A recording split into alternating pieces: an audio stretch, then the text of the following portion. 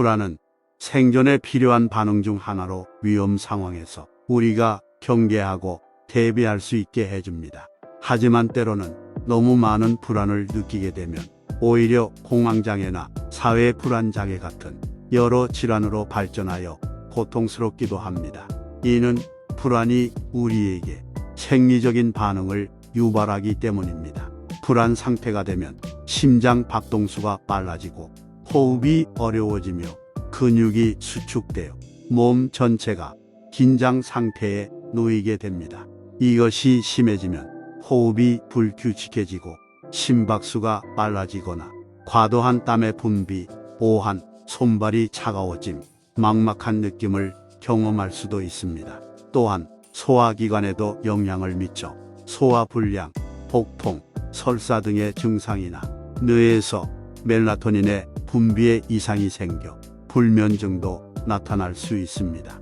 사람이 불안을 느끼는 원인은 다양합니다. 현대 사회에서 가장 주목받는 불안 요소는 심한 경쟁과 성공에 대한 강한 역설적인 요구 때문에 스트레스를 느끼는 사회적 압박, 소셜미디어, 온라인 게임 등에서 지나치게 시간을 보내고 현실에서 인간관계를 소외하게 되는 디지털 기술의 발전, 일자리, 집, 건강보험, 의료비, 인플레이션 등의 문제로 인한 경제적 어려움, 사회적 분열, 인종차별, 성차별 등의 문제가 더욱 심해지면서 겪게 되는 사회적 불안, 전염병, 불안정한 식습관, 운동 부족 등의 건강 문제 등이 있습니다.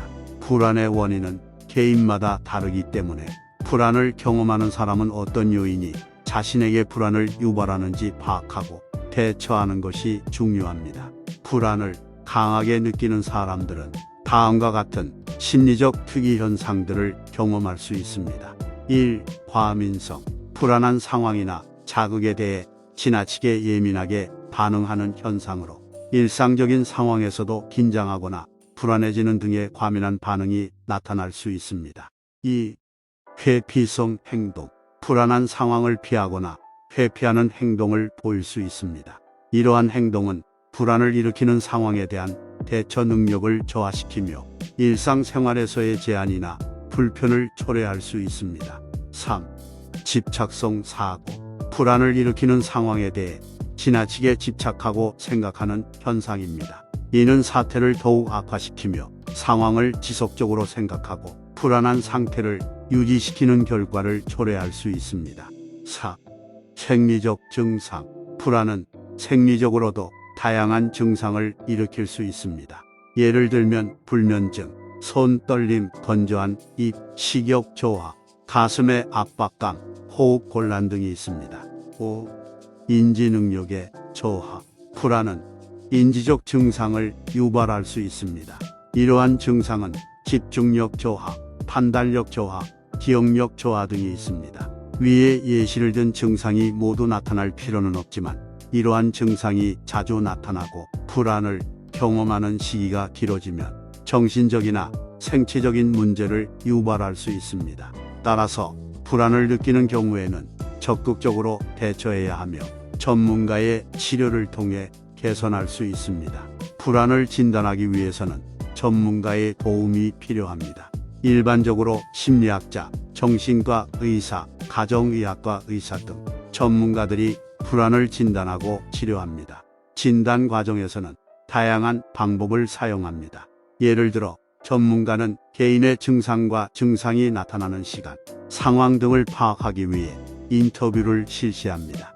이때 증상이 나타나는 시기와 장소, 빈도 등에 대해 자세하게 파악합니다. 또한 신체적인 증상이 있는 경우 신체 검사를 시행하거나 혈액 검사, 신경 검사 등의 검사도 시행될 수 있습니다. 이러한 검사를 통해 불안의 원인이 유전적인 요인, 뇌 활동의 문제, 스트레스 등에 의한 것인지를 파악할 수 있습니다. 진단 과정에서는 DSM-5라는 정신질환 진단 및 통계 매뉴얼도 사용됩니다. DSM-5는 다양한 정신질환을 진단하고 분류하기 위한 매뉴얼로 이를 기반으로 불안을 진단할 수 있습니다. 이를 통해 개인의 증상과 상황에 따른 적절한 치료 방법을 찾아내고 심각한 문제가 발생하지 않도록 대처할 수 있습니다.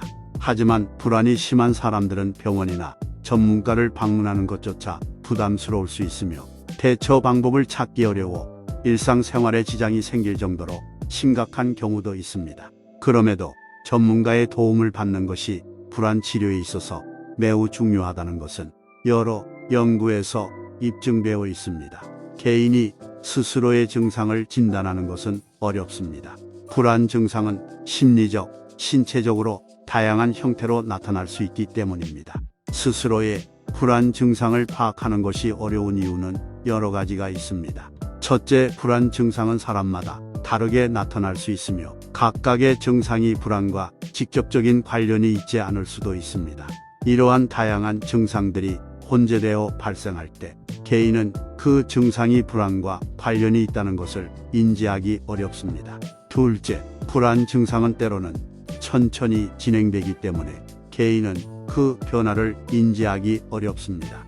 불안이 천천히 쌓이다가 언제부터인가 갑작스러운 증상이 나타날 수도 있습니다. 셋째, 불안 증상은 때로는 비례적으로 변화하지 않기 때문에 개인은 그 변화를 파악하기 어렵습니다.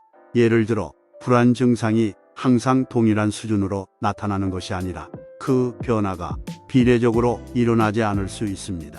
마지막으로 개인은 때로는 불안 증상을 경각심 없이 무시하기도 합니다. 이는 건강한 정신적 상태에서는 일상적인 것이지만 심각한 불안 상황에서는 증상을 무시하면 치명적인 상황이 될 수 있기 때문입니다.